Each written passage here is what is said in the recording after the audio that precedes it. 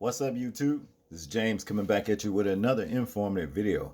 I hope you guys are doing well out on this cold, rainy, snowy mixed Tuesday. Doing well myself. I come across this particular situation right here that takes place out of Atlanta, Georgia. The thieves there have stepped their game up to the point to where they're not only stealing, and carjacking, cars, or even identity theft with credit cards or what have you. They're stealing houses, okay? Yeah, you heard me right. They are actually stealing houses.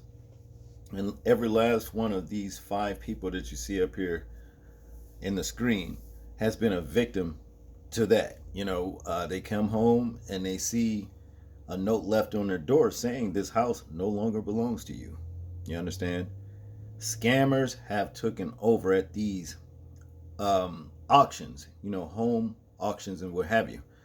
And they're I'll tell you what, let's just watch this video and we'll let that particular video explain the process of what these thieves and scammers are doing. Check this out. Live at 5, Metro Atlanta families coming home to a notice saying their home is no longer theirs. Our Atlanta News First investigation: stolen home finds houses are being sold without the owners even knowing it happened.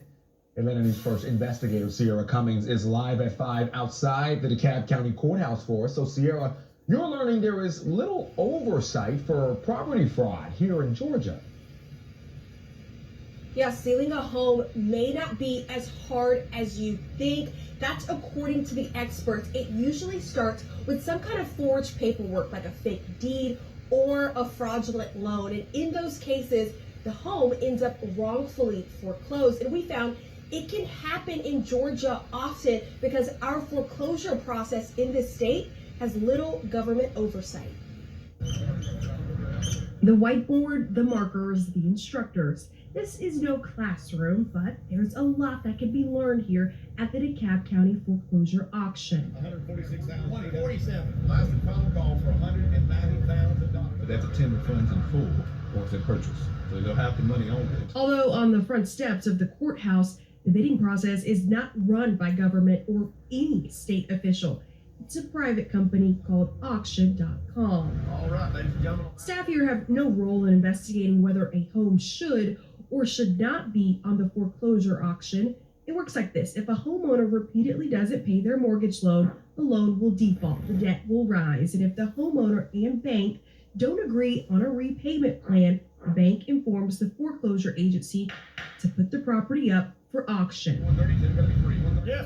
10 homes were on the list this time, but in the months before, these homeowners say they had their properties on the whiteboard too. Here are their allegations. I lived in my home for 10 years and it was wrongfully taken from me. My home was stolen from me. Identity theft.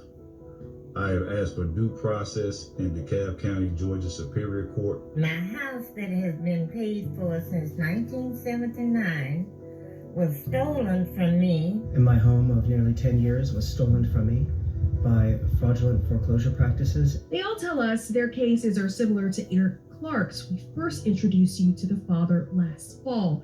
He got a letter on his door that his home had been sold out from under him at a foreclosure auction. He claimed in a police report that someone took out a fraudulent second loan on his home, forging his signature. The father never paid the loan because he says he didn't know about it. What's more, he accuses fraudsters of also filing fake deeds on his property, an issue county clerks say is common because under current Georgia law, to file paperwork in the clerk's office, you don't need proof of identification. It's harder to cash a $5 check at a bank than it is to record a deed that could steal the title to someone's home that they've worked for decades to build up equity in. Attorney Rick Allenbeck fights cases of deed theft, wrongful foreclosures, fraudulent loans, the main ingredients in the recipe for real estate fraud. What makes it easy for them to be able to do the fraudulent loan? I mean, if I really wanted to, I could get your social security number and all your private information, have people who can get that. I mean, I wouldn't do it because illegal. It's illegal. The 30-year veteran of law argues property fraud leading to wrongful foreclosures is rampant in Georgia because it's a non-judicial state. The courts only get involved after a lawsuit is filed. He believes the court should oversee the entire process from the beginning. For instance, if any bank or debtor wants to foreclose, they must go to court to prove why. Where there's some judicial supervision, it's inherently more fair. $145,000. While real estate lobbyists seek efficiency in property sales, attorneys like Allenbeck says slowing down the process with more safeguards and verification steps from the deed filing to loans could stop stolen homes. People have a lot of stuff getting thrown at them every day. How to get to work, how to get my kids fed or get them lunch. There's so much coming at people these days. But if it happens to you, then it's a life-altering event.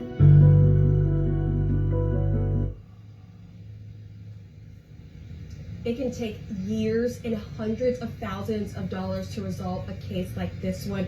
But we have a tip for you. You can sign up your property on something called the Property Fraud Registry. It's statewide. Now here's the thing, it doesn't stop the fraud from happening, but it gets you ahead of it so you can be largely in front of it before it's too late. We're gonna walk you through that entire process coming up here at 6 o'clock. But you can find our entire investigation on AtlantaNewsFirst.com.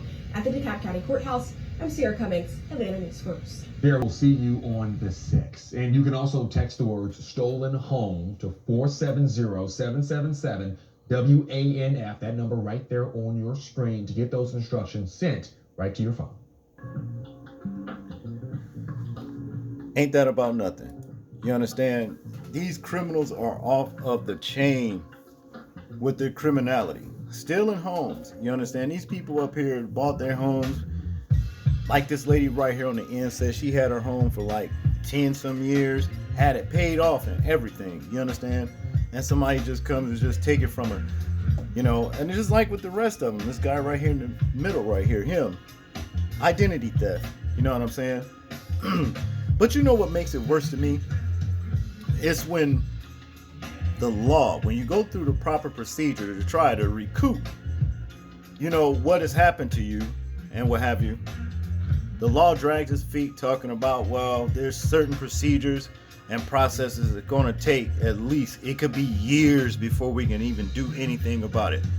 While these criminals that stealing the homes are just running free, living the life, probably even selling your home all over again. Who knows, man? And this is what, the whole problem is. The judicial system is faulty. And that's just what it is. It is faulty because, it looks like to me, if they see the thief's name on documentation and these homeowners are able to prove that this house is paid for, this is my house, I purchased this house first, I never did any kind of business with this person right here who has stolen my home, right there, that's enough right there to lock this thief up, you understand, and make him pay restitution for the damages that they caused these homeowners.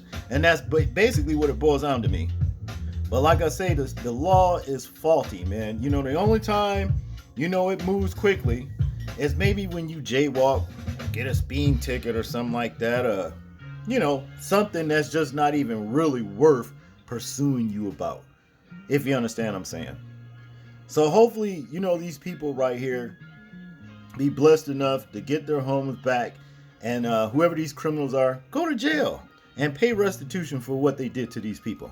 And that's basically what I'm saying about it. That's all I got on this one, people. I want you guys to tell me what you think about this particular story right here. I'm interested in hearing your thoughts on it in the comment section. Like, comment, share, and subscribe. People, please remember to live your life as though we're being watched, simply because we are. This is James, and I'm out. Peace.